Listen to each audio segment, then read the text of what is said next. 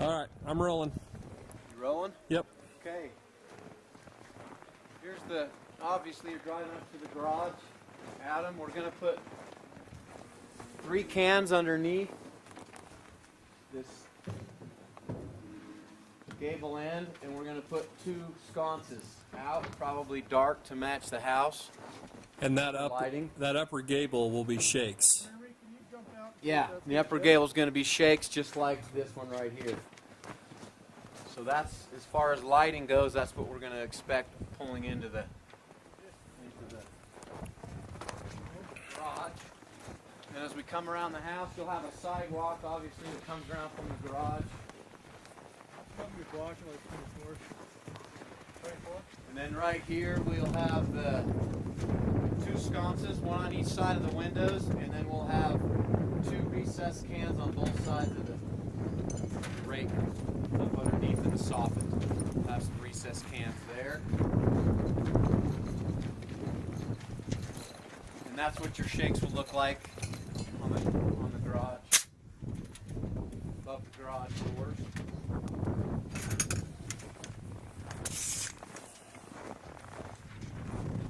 You've got this sidewalk will continue to wrap here, then wrap around, and then it'll tie into your front entryway.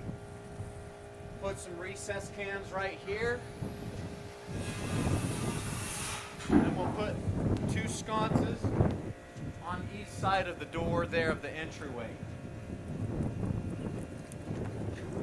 Then we're going to have some recess cans as we come to the entryway. We'll have recess cans out here on the exterior soffit, and we'll also have recess cans up underneath the entryway as we walk into the house. So this entire area will be well lit if you wanted it to be. And then again, the 2 sconces on each side.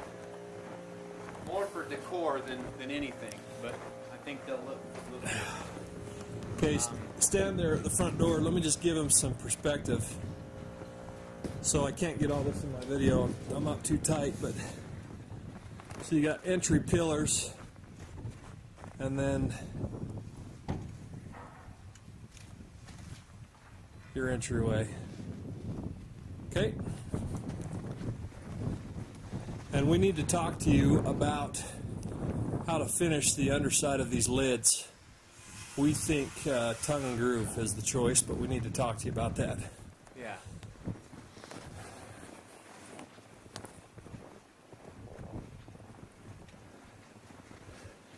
Coming around the west side.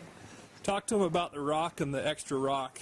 Well, we wanted to stay the same height as our wainscot around your window, so rather than telling off on an angle and then cutting it out that rock, we decided to keep that same elevation so we had the same reveal around your windows.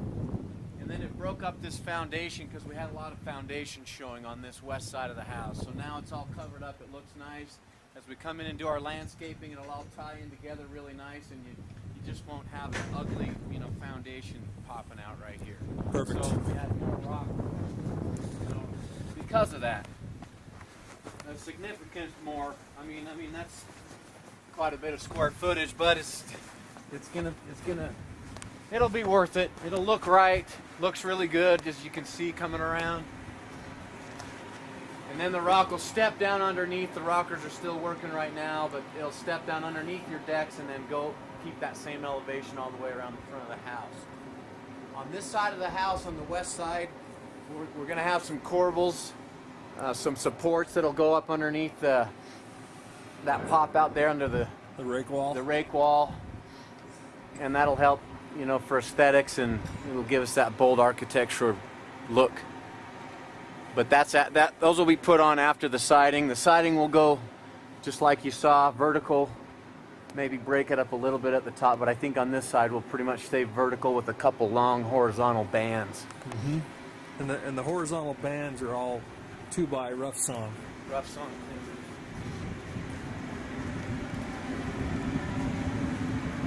Recessed can lights in the as Ryan points up, that's going to be pretty steep, but recessed cans on your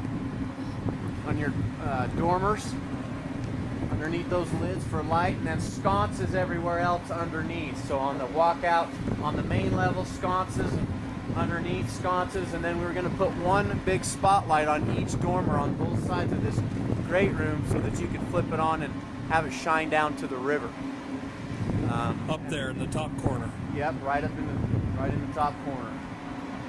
And then of course we'll continue our vertical siding up through there and finish it out that way.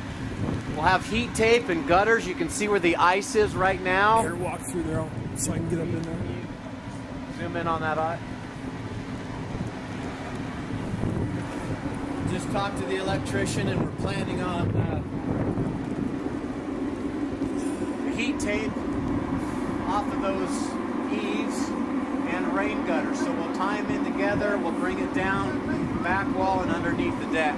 Yep. So we'll take care of all that dripping that's going to be dripping down on the deck. So that'll be taken care of. Same on the other side of the great room with the other dormer. Same thing over there.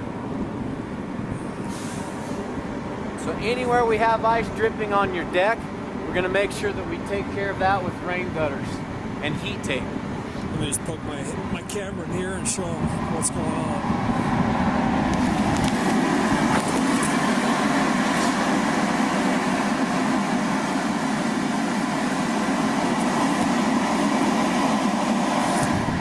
Okay,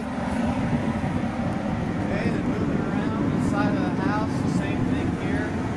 this is the only spot that they've got a rock and then they'll be done, by the way. Sconces, recess cans up top, and again another big spot up in the peak so you can shine it out over the river. Okay. And yeah, vertical siding to finish this out.